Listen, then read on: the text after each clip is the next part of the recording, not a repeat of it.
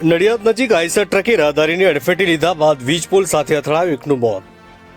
Ahmedabad Vadodara national highway number 48 પર નડિયાદના પીપળક ગામની સીમમાં આવેલી એપીએમસી નજીક સોમવારે બપોરે એક અકસ્માત સર્જાયો હતો.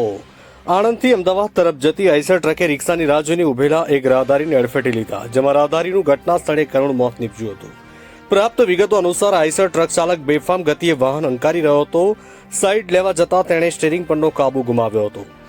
આ ટ્રક સીધો રોડની સાઈડમાં ઉભેલા રાહદારી પર ફરી વળ્યો. ગંભીર અકસ્માત સર્જાયા બાદ ટ્રક ડિવાઈડર પર ચડી ગયું હતું અને વીજપોલ સાથે અથડાઈને રોકાઈ ગયો હતો.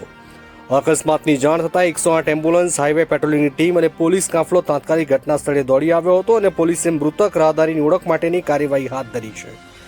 આ ઘટનાના સમાચાર વાયુ વેગે ફેલાતા મોટી સંખ્યામાં લોકો ઘટના સ્થળે એકત્રિત થયા હતા અને પોલીસે અકસ્માત અંગેનો ગુનો નોંધી વધુ તપાસ શરૂ કરી છે. રિપોર્ટર નરેશ ગનવાણી, નડિયાદ.